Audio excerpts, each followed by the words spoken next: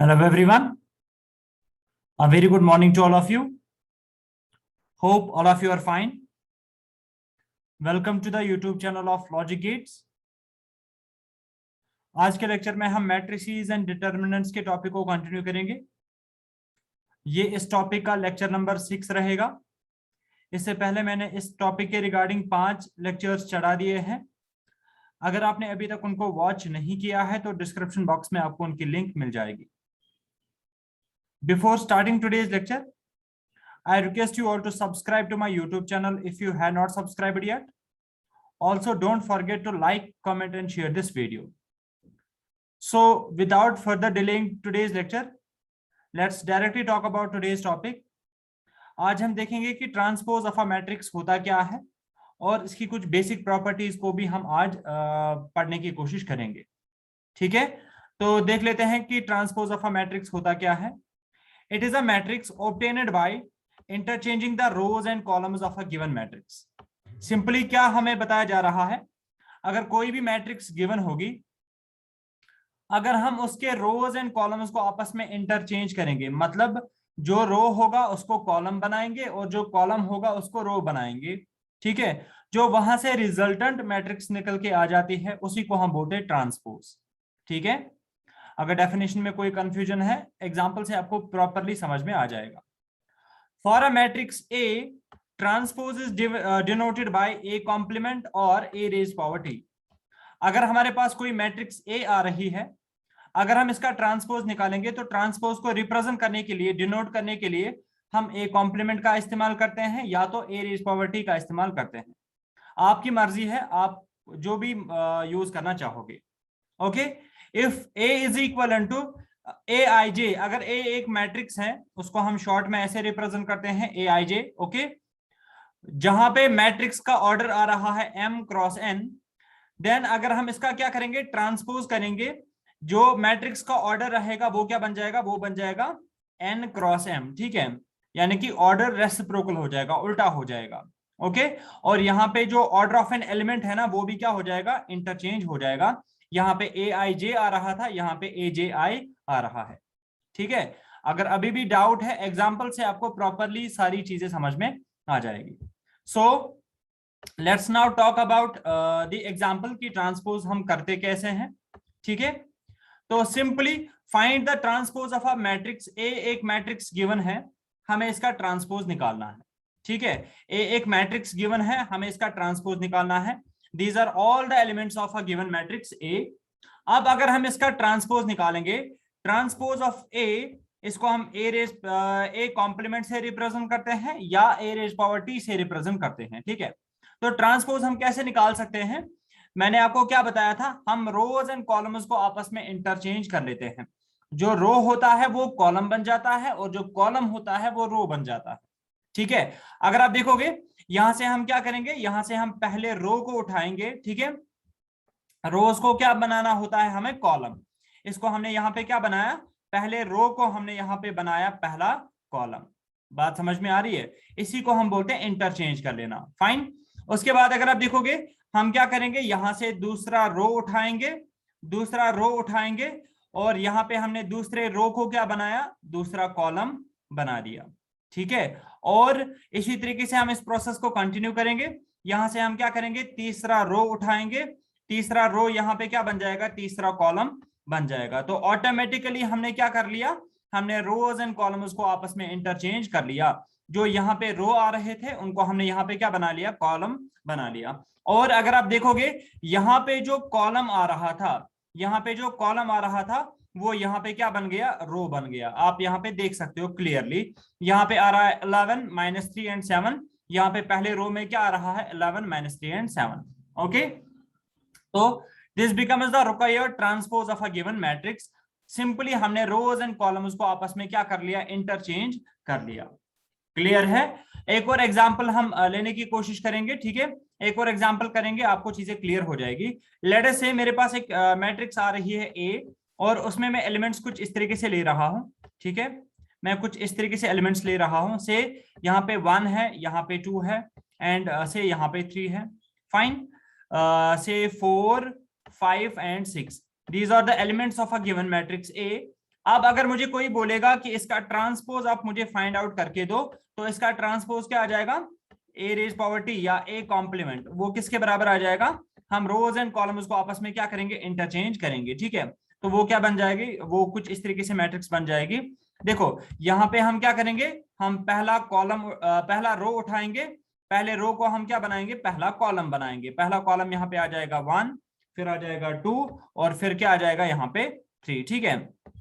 इसी पैटर्न पे हम क्या करेंगे, यहां से दूसरा रो उठाएंगे, दूसरे रो को हम क्या बनाएंगे, यहां से दूसरा कॉलम बना देंगे। यहाँ पे आ जाएगा 4, यहाँ पे आ जाएगा 5 और यहाँ पे क्या आ जाएगा 6, ठीक है। By this is the required transpose of the given matrix.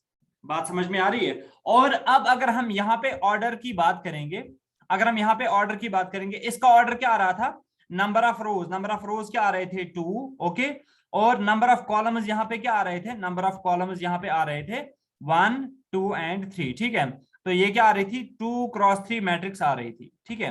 At the same time अगर आप यहाँ पे देखोगे, यहाँ पे नंबर ऑफ रोज कितने आ रहे हैं, 1, 2 एंड 3, 1, 2 एंड 3, ओके। और इनटू हम क्या करेंगे, क्रॉस क्या आ जाएगा, number of columns, number of columns यहाँ पे कितने आ रहे हैं 2, नंबर ऑफ कॉलम्स यहाँ पे कितने आ रहे हैं 2। आप क्लियरली यहाँ पे देख सकते हो जो ऑर्डर है मैट्रिक्स का वो क्या हो जाता है, रिवर्स। यहाँ पे 2 × 3 आ रहा था, यहाँ पे क्या आ रहा है, 3 × 2 आ रहा है। यही मैंने यहाँ पे लिखा था। अगर हमारे पास कोई मैट्रिक्स आ रही है जिसका ऑर्डर है m × n, इसका ऑर्डर क्या हो जाता है, उल्टा हो जाता है। जब हम ट्रांसपोज निकालते हैं वो क्या बन जाता है, n × m। बात समझ में आ रही है। तो ये तो आपको समझ में आ गया। अब अगर आप इस पॉइंट की बात करोगे, देखो जो aij वाला एलिमेंट होता है, जो aij वाला एलिमेंट होता है वो क्या बन जाता है, aji वाला एलिमेंट बन जाता है। एज एन एग्जांपल अगर मैं आपको यहाँ पे सिंपली बताऊंगा, सपोज अगर हम इस एलिमेंट की बात करेंगे, इस एलिमेंट की बात करेंगे, ये एक एलिमेंट है, इसका ऑर्डर क्या आ रहा है, ये हो गया a11, ये हो गया a12 और ये क्या हो गया, ये हो गया a13, है ना। ये क्या हो गया, दिस इज a13, यानी कि ये रो नंबर 1 में आ रहा है और कॉलम नंबर 3 में आ रहा है, ठीक है। अब अगर आप इसी को देखोगे किस में, ट्रांसपोज में, 3 यहाँ पे आ रहा है, ठीक है। और अगर आप इसका ऑर्डर देखोगे, इस एलिमेंट का ऑर्डर देखोगे, वो क्या आ जाएगा, वो आ जाएगा a31।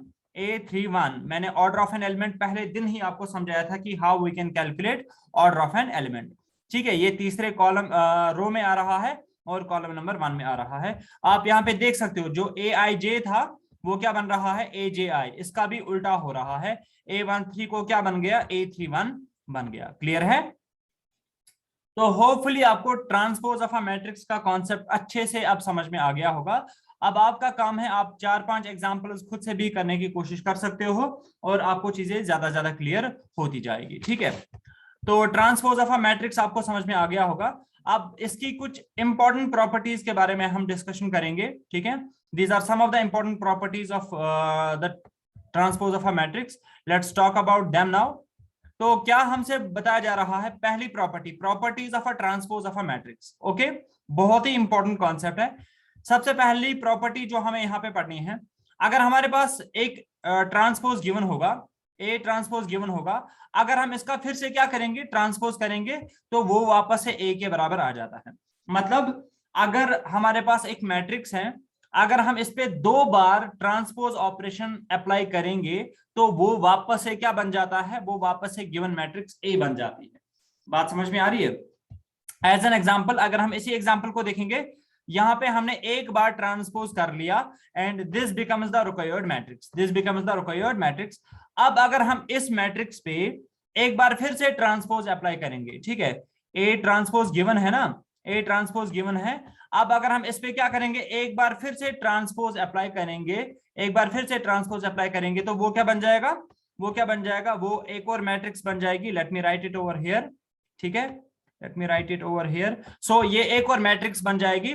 अब हमने क्या करना है, यहाँ पे इस मैट्रिक्स पे हमें एक बार फिर से क्या करना है, ट्रांसपोज अप्लाई कर देना है, ठीक है। ये पहला रो आ रहा है, ये क्या बन जाएगा, ये पहला कॉलम बन जाएगा। यहाँ पे आ जाएगा 11, फिर आ जाएगा -3 और फिर क्या आ जाएगा, फिर आ जाएगा 7, ओके। उसके बाद अगर आप देखोगे यहाँ पे जो दूसरा रो है वो क्या बन जाएगा, वो दूसरा कॉलम बन जाएगा, ठीक है। यहाँ पे आ जाएगा 6 और उसके बाद आ जाएगा 8 और उसके बाद आ जाएगा 1, फाइन। उसके बाद अगर आप देखोगे जो यहाँ पे तीसरा रो आ रहा है वो क्या बन जाएगा, तीसरा कॉलम बन जाएगा। यहाँ पे आ जाएगा 20 और फिर आ जाएगा -5 और फिर क्या आ जाएगा, फिर आ जाएगा 4। ठीक है। और अगर आप इस पे नजर डालोगे, जब हमने किसी भी मैट्रिक्स पे 2 बार ट्रांसपोज ऑपरेशन अप्लाई किया, वो ये मैट्रिक्स निकल के आ रही है ना। और अगर आप एनालाइज करोगे, जो गिवन मैट्रिक्स ए है ना, वो बिल्कुल इसी के बराबर है। यानी कि 2 बार ट्रांसपोज करने के बाद जो हमें रिजल्ट मिला वो बिल्कुल ए के साथ मैच खा रहा है। बात समझ में आ रही है? तो इसीलिए हम क्या बोलते हैं, अगर हम किसी भी मैट्रिक्स को 2 बार ट्रांसपोज करेंगे तो वो वापस से क्या आ जाती है, गिवन मैट्रिक्स आ जाती है। क्लियर है? होपफुली ये प्रॉपर्टी आपको समझ में आ गई होगी। दूसरी प्रॉपर्टी के बारे में हम बात कर लेते हैं। दूसरी प्रॉपर्टी, अगर b एक कांस्टेंट है, यहां पे इफ आ जाएगा, ठीक है। If b is a constant then ba का होल कॉम्प्लीमेंट, इसको हम ऐसे भी लिख सकते हैं, b को बाहर निकालेंगे और a का क्या करेंगे, कॉम्प्लीमेंट नहीं, ये ट्रांसपोज है। ठीक है, ओके। अगर हमने क्या करना होगा, ba का होल ट्रांसपोज गिवन होगा, क्योंकि b एक कांस्टेंट है ना, हम ट्रांसपोज किस पे करते हैं, खाली मैट्रिक्स पे ट्रांसपोज हम अप्लाई कर सकते हैं। b एक कांस्टेंट है तो इसको हम बाहर निकाल सकते हैं, बिकॉज खाली बी पे, एक कांस्टेंट पे हम ट्रांसपोज ऑपरेशन अप्लाई नहीं कर सकते हैं। ठीक है, तो हम क्या निकालेंगे, बी को बाहर निकालेंगे और यहाँ पे क्या आ जाएगा, ए का ट्रांसपोज आ जाएगा। क्लियर है? ये भी बहुत ही सिंपल सी प्रॉपर्टी है, ये आपको एज इट इज याद रखनी है। उसके बाद अगर हम तीसरी प्रॉपर्टी के बारे में बात करेंगे, ए प्लस बी का होल ट्रांसपोज, वो किसके बराबर होता है, A transpose plus B transpose. ठीक है, आप इसको प्रूव भी कर सकते हो by the help of an example. As an example, अगर मैं एक छोटी सी एग्जांपल ले लेता हूं, लेट अस से मेरे पास एक मैट्रिक्स आ रही है ए, ओके, और उसमें मैं एलिमेंट्स ले रहा हूं से 1 2 3 एंड 4। Okay, 1 2 3 and 4, fine. इसी तरीके से अगर मेरे पास एक और मैट्रिक्स आ रही है से बी, और उसमें मैं एलिमेंट्स ले रहा हूं, कुछ भी रैंडम से एलिमेंट्स आप ले सकते हो, आपकी मर्जी है। ठीक है, यहाँ पे सपोज मैं ले रहा हूं 3, यहाँ पे ले रहा हूं से 4, यहाँ पे ले रहा हूं 2 एंड यहाँ पे ले रहा हूं से अगेन 2, समथिंग लाइक दिस, कुछ भी। ठीक है, अब अगर आप देखोगे ना, अगर आप ये left hand side and right hand side को अलग अलग सॉल्व करोगे, दोनों साइड से जो अल्टीमेट रिजल्ट आपको मिलेगा वो इक्वल होगा। बात समझ में आ रही है? तो अगर मैं यहाँ पे क्या करूंगा, अगर मैं यहाँ पे करूंगा a प्लस बी का होल कॉम्प्लीमेंट, अगर मैं यहाँ पे क्या करूंगा, a प्लस बी का होल कॉम्प्लीमेंट, ठीक है, तो a और प्लस करना है हमें b, और उसके बाद हमें क्या करना है, ट्रांसपोज ऑपरेशन अप्लाई कर देना है। सबसे पहले अगर हम a की बात करेंगे, a में क्या आ रहा है, 1 2 3 एंड 4, ठीक है, 1 2 3 4, और उसके बाद हमें क्या करना है, इसको प्लस करना है किसके साथ, b के साथ, प्लस करना है b के साथ। b में क्या आ रहा है, 3 4 2 2 3, और उसके बाद आ रहा है 4, उसके बाद 2 एंड 2, और जब हम इन पे एडिशन ऑपरेशन अप्लाई करेंगे, उसके बाद हमें इसका क्या निकालना है, ट्रांसपोज निकालना है। उसके बाद हमें यहाँ पे ट्रांसपोज कर देना है। सबसे पहले हम एडिशन करेंगे, एडिशन करने के बाद, एडिशन एक सिंपल सा ऑपरेशन है मैट्रिक्स में, मैंने सिखाया हुआ है। हम क्या करेंगे, पहले एलिमेंट को ऐड करेंगे पहले एलिमेंट के साथ, तो 1 + 3 कितना बन जाएगा, 4, ओके। यहाँ पे दूसरे एलिमेंट को दूसरे के साथ ऐड कर देंगे, 2 + 4 कितना बन जाएगा, ये आ जाएगा 6, और तीसरे एलिमेंट को तीसरे एलिमेंट के साथ, 3 + 2 कितना बन जाएगा, 5, और 4 + 2 अगेन क्या आ जाएगा, 6। This becomes the required matrix. अब हमें क्या करना है, इसका ट्रांसपोज कर देना है। अब अगर हम इसका ट्रांसपोज करेंगे तो रिजल्ट क्या आ जाएगा, the result will be something like, यहाँ पे आ जाएगा 4, यहाँ पे आ जाएगा 6, पहला रो पहला कॉलम बन जाएगा, और दूसरा रो दूसरा कॉलम बन जाएगा, यहाँ पे आ जाएगा 5, और यहाँ पे क्या आ जाएगा, 6। ये आ रही है हमारी resultant matrix after solving the left hand side. अब अगर आप इसी पैटर्न पे राइट हैंड साइड को सॉल्व करोगे, राइट साइड में क्या आ रहा है, a complement plus b complement, a complement plus b complement, okay. Complement का मतलब यहाँ पे ट्रांसपोज है, ठीक है। अगर आप a का ट्रांसपोज करोगे तो a का ट्रांसपोज आपको क्या निकलेगा, देखो पहला रो पहला कॉलम बन जाएगा, यहाँ पे आ जाएगा 1, यहाँ पे आ जाएगा 2, दूसरा रो दूसरा कॉलम बन जाएगा, यहाँ पे आ जाएगा 3, और यहाँ पे क्या आ जाएगा 4, ठीक है। ए पे नजर डालो, इसको हमने क्या किया, ट्रांसपोज किया, प्लस हम क्या करेंगे, बी का ट्रांसपोज, बी पे जाओ, अब हम क्या करेंगे, बी का भी ट्रांसपोज निकालेंगे। बी का ट्रांसपोज करने के बाद पहला रो क्या बन जाएगा, पहला कॉलम, यहाँ पे आ जाएगा 3, यहाँ पे आ जाएगा 4, दूसरा रो क्या बन जाएगा, दूसरा कॉलम यहाँ पे आ जाएगा 2 और यहाँ पे भी क्या आ जाएगा 2 आ जाएगा। ठीक है, अब हमने क्या करना है, सिंपली इनको आपस में ऐड कर देना है। अगर आप इनको ऐड करोगे तो क्या आ जाएगा, 1 + 3 कितना बन रहा है 4। ओके, और उसके बाद 3 + 2 कितना बन रहा है, अगेन 3 + 2 बन रहा है 5, और यहाँ पे क्या आ रहा है 2 + 4 कितना बन रहा है 6, और उसके बाद लास्ट पे क्या आ रहा है 4 + 2 वो कितना बन रहा है 6। आप क्लियरली देख सकते हो जो लेफ्ट हैंड साइड में हमें रिजल्ट मिला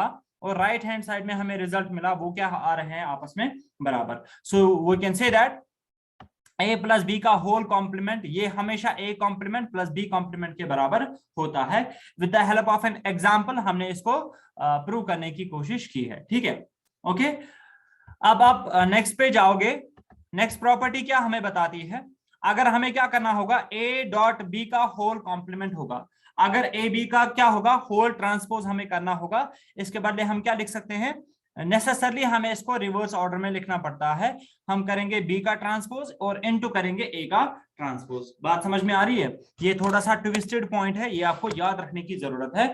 आप इसको A transpose into B transpose नहीं लिख सकते हो। ठीक है, आप सेम एग्जांपल ले सकते हो और इसको भी प्रूव कर सकते हो। फाइन, और उसके बाद लास्ट वाली प्रॉपर्टी क्या आ रही है, ए बी सी का होल ट्रांसपोज, यहाँ पे ट्रांसपोज है। ठीक है, ए बी सी का होल ट्रांसपोज ये किसके बराबर है, इसको भी हमें रिवर्स ऑर्डर में लिखना है, सी का ट्रांसपोज इंटू बी का ट्रांसपोज इंटू ए का ट्रांसपोज। ठीक है, इस पैटर्न पे आप इसको भी एक एग्जांपल के थ्रू प्रूव कर सकते हो। लेट से हम इसको प्रूव करने की कोशिश करेंगे।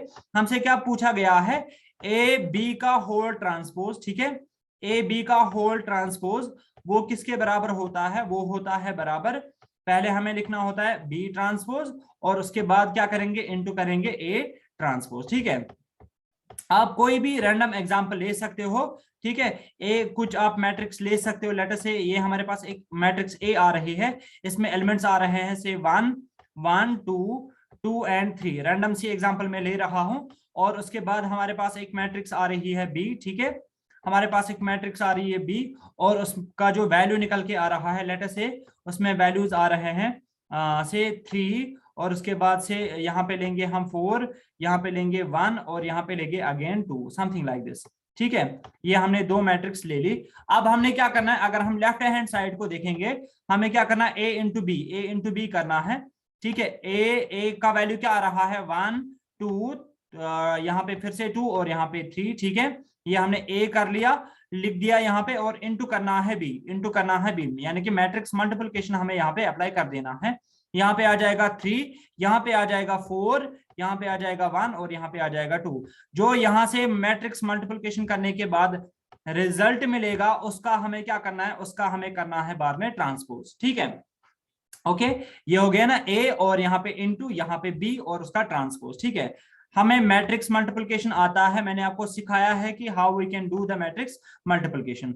हम क्या करेंगे, पहले रो को पहले कॉलम के साथ मल्टीप्लाई करेंगे। 1 3 जार हो गया 3, और बीच में हम क्या लिखते हैं, फॉर्मूला का प्लस।